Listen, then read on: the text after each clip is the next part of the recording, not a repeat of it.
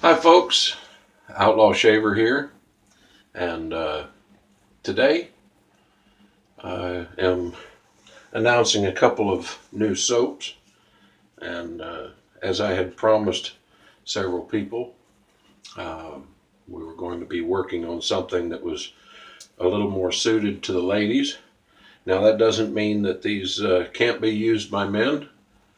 In fact, I'm going to use one of them today myself during a shave, and but they are definitely geared a little more toward the ladies, not as masculine of a scent. Uh, in fact, it's not a masculine scent really at all, as you would call a cologne or anything like that. But uh, still, if you guys love florals and things like that, it shouldn't be any problem for you to use them as well. So let me go ahead and start off with the first one here. This is Rose Dunn. And the scent profile on Rose Dunn is wild rose, coconut, and amber. And the kind of rose that this is reminds me greatly of the wild roses that my great grandmother used to have around her homestead place. And that being the little pink roses, the ones that actually don't have a compound petal on them. I think there may be 5 petals on each one, but beautiful little roses, very small, but still, nonetheless, very fragrant, and they just have a unique scent. And this kind of portrays that. Mixed with the coconut, it's fantastic. It's not overpowering in either one. A very subtle scent, even though the scent strength is strong. It's not something that is overdone in the rose or the coconut, either one. And it kind of has a dry or a warm dry down, I should say, and especially like in the cologne, or in this case, maybe you might call it a perfume. But still, in that sense, it's a very nice scent. The next scent that I'm going to announce here is Bassett. And the scent on this is neroli, vanilla bean, and amber. So there again, we have the amber showing up to kind of warm it up a little bit, the vanilla bean to make it sweet, and the neroli to me is just absolutely a beautiful scent. A little bit citrus, but definitely floral. Very nice, very nice. It in some ways kind of reminds me of honeysuckle. But now the story on this one here. Well, let's go ahead and start with Rose Dunn again. Rose Dunn was a young girl who kind of was a little bit on the wild side, and she was born in 1878 and actually died in 1955. She was also known as Rose of the Cimarron, and was best known for her good looks and for her romantic involvement with the outlaw George Bitter Creek Newcomb when she was a teenager during the closing years of the Old West. And yes, I'm reading this. Rose Dunn was born near Ingalls, Oklahoma, and her family was poor, but she received a formal education at a convent in Wichita, Kansas. Dunn's 2 older brothers became minor outlaws by the time that she was 12. She had learned to ride, rope, and shoot from her brothers, and through them she met and became involved romantically with George Newcomb in about 1893. She was either 14 or 15 years of age at that time. So anyway, Newcomb, I guess, eventually he decides he's going to perform a robbery on some getaway that he was trying to get out of town. I guess he had been shot, and supposedly she was so infatuated with him, and she came to her rescue, firing a shot to distract the sheriff while he was reloading his guns. And but she was never charged because of her impressionable, youthful age, and never convicted of any type of crime herself, or even punished for aiding and abetting. Later on, she was kind of accused by the public of giving up her boyfriend, George Newcomb, because it was actually her brothers who had by that time become deputies. They rode in and tried to take custody of him, and I guess shot and killed him. In the later years of her life, after the killing of Bitter Creek, Bitter Creek Newcomb, Rose Dunn was often accused of having set him up. So later on, she died in Salcombe, Washington, which is near Centralia. I'm familiar with both those areas because I lived in Washington for a while, and but after some time, or after that event, she had been married twice, but lived out a pretty respectable life after that effect, So one of those little wild childs of the Old West. Fortunately, she got to live her life out rather than and realize probably the error of her ways. Now, Ann Bassett, this gal right here, was also known as Etta Place, or at least that's the consensus, that she was the very same person. And as we know then, that she would have been the girlfriend of, I guess it was Butch Cassidy or Sundance Kid. Let me see here. It says Ann Bassett was born in 1878, and she actually passed away in 1956.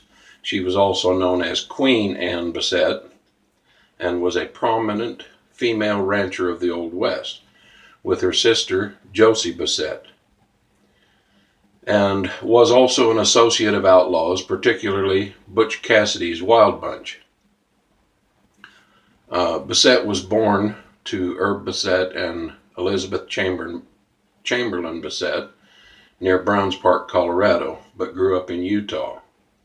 And her and her sister, along with her mother in later years, kind of run the ranch, and they were somewhat nefariously involved with horse stealing and cattle rustling in one way or another. Anyway, by the time that Ann was 15, she had become involved romantically with Butch Cassidy, and her sister Josie was involved with Elzie Lay, outlaws Ben Kilpatrick and Will News Carver, who were both later members of the Wild Bunch gang and also dated the sisters. These associations were the first exposing to Bassett as far as becoming part of the outlaw life.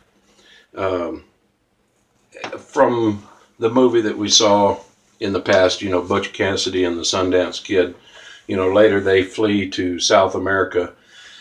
And from my understanding, there is Ann Bassett never did see Butch Cassidy or Sundance Kid after that time.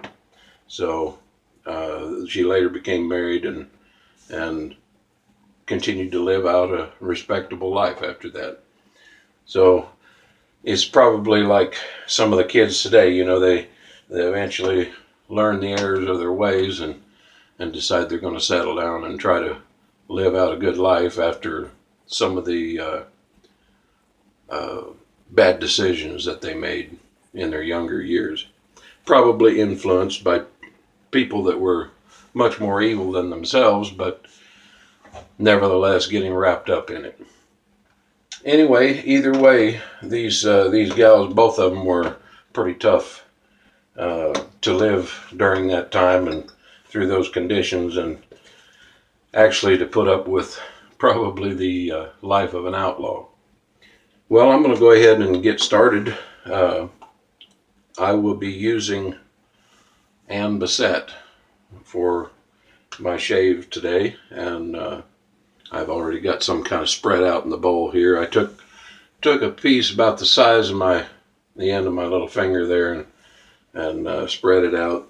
By the way, this is all the improved formula with the sodium borate in it, and seems to lather pretty good. And this is going to be my first shave with either one of these that were designed for the ladies. So, gentlemen, if your lady is looking to get into wet shaving for some participation with you in that, not only because of the participation, but because really I think it's a better way to go. It's probably better for the skin and much more satisfying in the long run. I know that my sister had kind of told me time and again, how that her skin would dry out so bad on her legs, especially during the wintertime. And she stole a puck from me here not too long ago to try it out and see what came of it. And lo and behold, after about a week of using it, she was telling me that her legs weren't chafing anymore and the skin was nice and soft. So hopefully it would have that kind of good result with everybody that wants to use it. And let's see, today I'm going to go ahead and use this little cheap synthetic brush. It's known as Cynthia, and in fact, if you do a search on eBay and you want one of these, you can buy one of these, I think, for about $16. And yes, it is a synthetic knot. It's only about 18, maybe 20 millimeter. It's not really that big, but I like it. I like the size. I like the weight, because this is a solid brass handle with chrome on it. I'm going to go ahead and get my brush wet up here and start lathering up.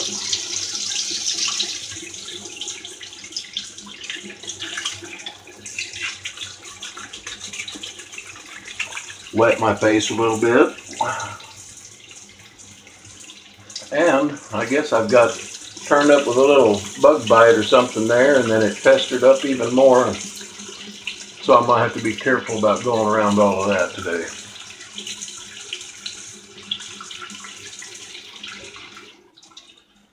The razor I'm going to be using is a modified or customized gold dollar, and this was given to me by James West. He sent this to me for a Secret Santa gift for Christmas, and I have been enjoying that. And it's just actually it's a wonderful razor. It takes a nice edge and it holds a good edge. I like the weight of it.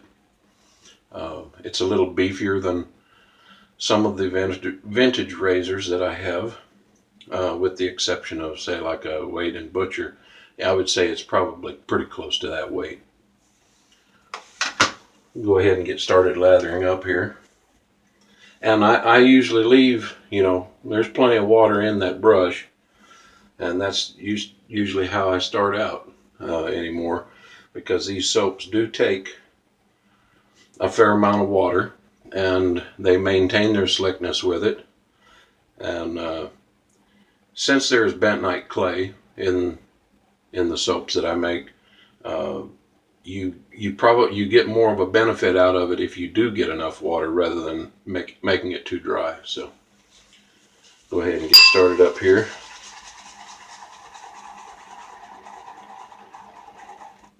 There's about 20 turns on it.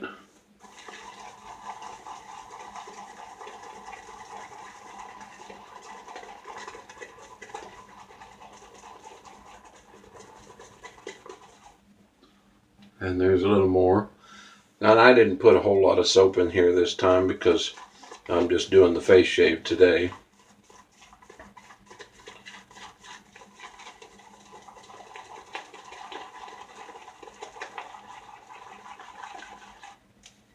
But as you can see, we've got a pretty good amount in the bowl there and plenty on the stick. So we'll just go ahead and get started off with that. And it looks like it could still use a little more water.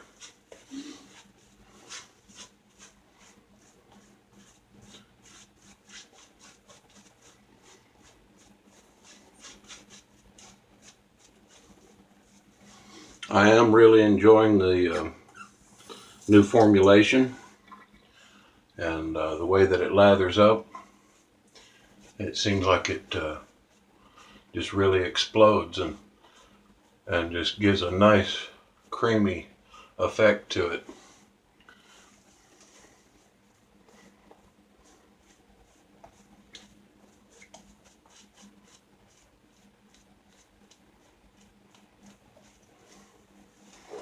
As you can see.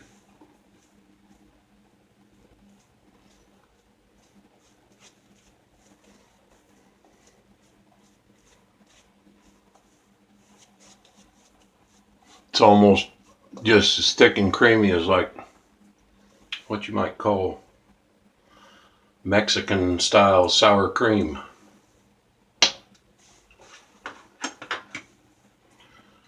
All right, first pass. Go ahead and wet that razor up a bit.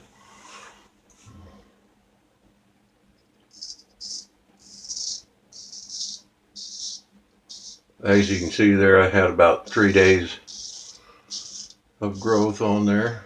Oop. Yeah, I snagged that little bug bite.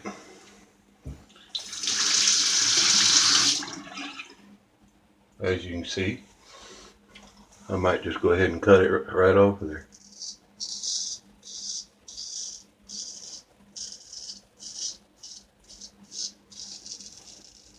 It doesn't hurt or anything, it just caught the little part that scabbed over already that, maybe it'll stop here pretty soon. Let me go ahead and see if I can get some alum on that.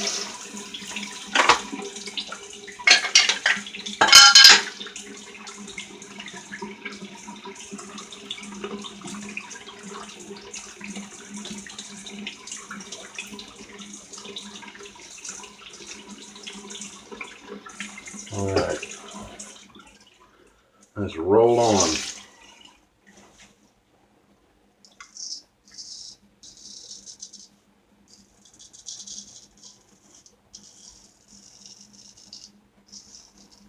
As you can see, this razor is doing a very nice job of taking it off.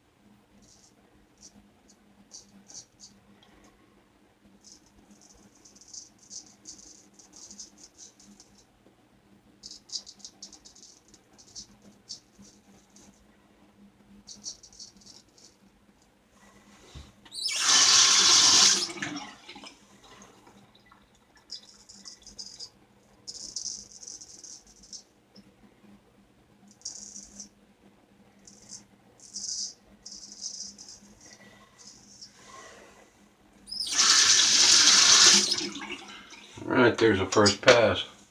And I guess, well, for the most part I got it stopped, but I don't really know what it was that bit me either.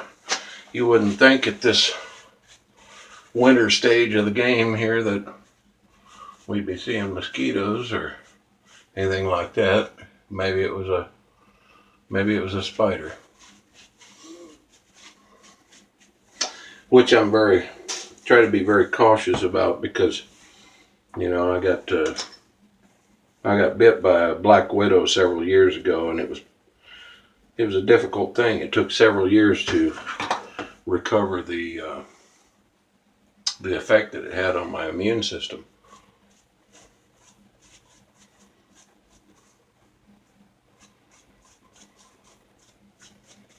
I'm gonna add a little more water.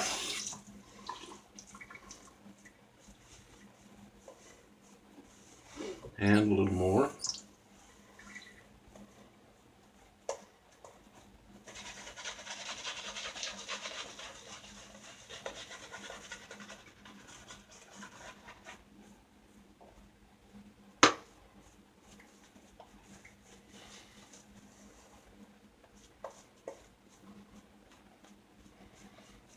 So,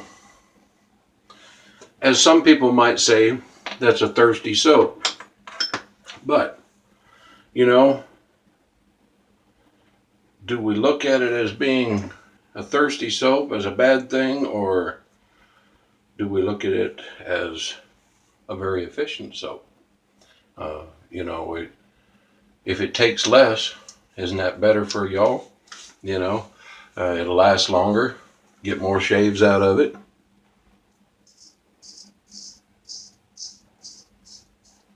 I'm going to try to be a little more careful of that spot this time.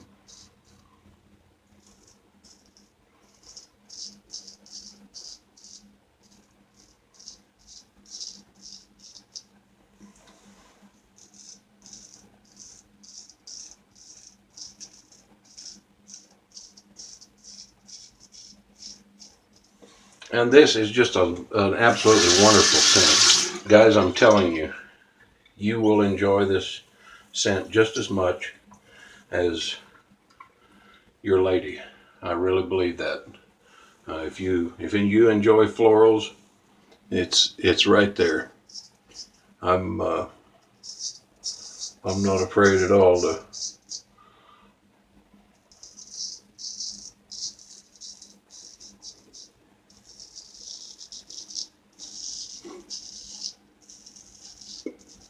to say that I enjoy it. In fact, probably I might prefer to use something like this most of the time.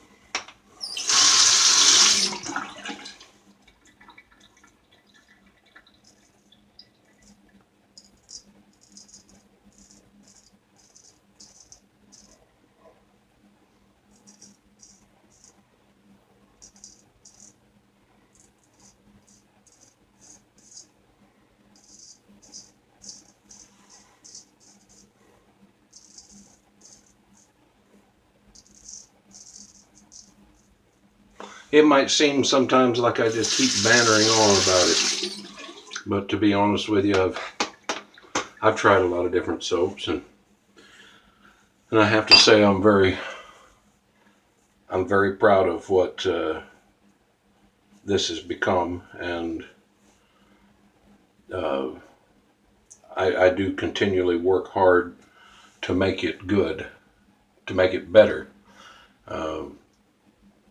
When I told people that I was going to try to make an improvement on it again, they were like, well, what else can you do? What else can you improve? Several people, can it be improved even? And I think the answer was yes. To me, it's an apparent improvement, just in the way that it lathers. Even if it didn't add anything else, to the mix on it. But when you get a soap having the ability to lather more quickly, to be more efficient and do what it's supposed to do as if it was in soft water, then that means that the soap goes farther as well. You know, it's just like in washing clothes. You know, people would put borax in the water to soften it. The soap would be more effective. It would last longer because they could use less, and usually they got better results out of it. Well, the additional benefit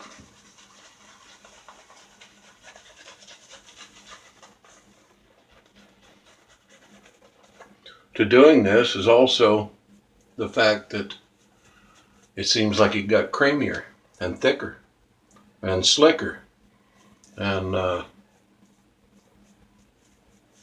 I'm even myself, I'm flattered by the results. So I'm sure that you all will be as well. And I'm just going to make this a final pass here.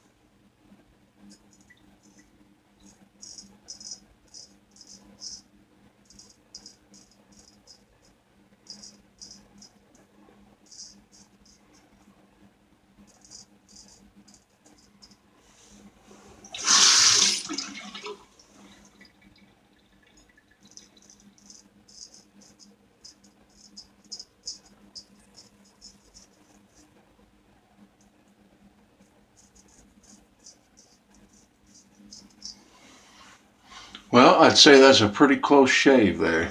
Let me get this little bit right here.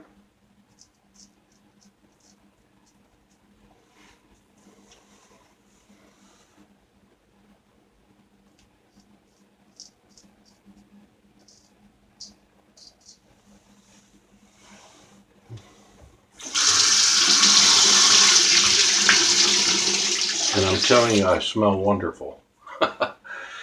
Oh, this stuff really blooms out when you get it in a bowl, and get a little bit of hot water to it, and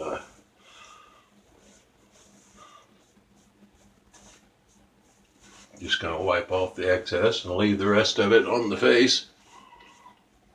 Makes a great moisturizer.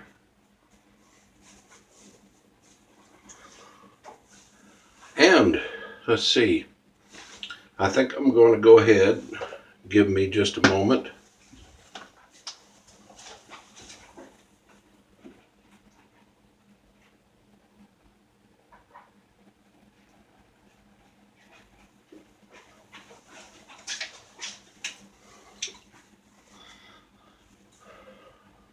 Aramis 900. This is what I'm going to use today. It's a cologne strength, but I'm going to use it as an aftershave. And if any of you have not tried Aramis 900, if you like herbal florals, this is a wonderful scent. Just make sure you close your eyes if you're spraying it. Oh, and that's beautiful. Very nice. Okay, let's go ahead and recap here. I used my little Cynthia synthetic knot, probably about 18 millimeter, I think. My $3 Walmart bowl. There's no ridges in it. It's just a slick bowl, but it still does a decent job of keeping it in while I'm lathering it up. And we used Bassett for a shaving soap, which is neroli, vanilla bean, and amber. But also, we introduced, and I may do a shave with this next time, Rose Dunn, which is wild rose, coconut, and amber. Both of them just lovely scents, beautiful scents. And I know that ladies can go for this. They would really enjoy it. Well, thank you all. And I appreciate you coming and watching what little bit of entertainment I can offer. And hope you all have a good evening. Bye.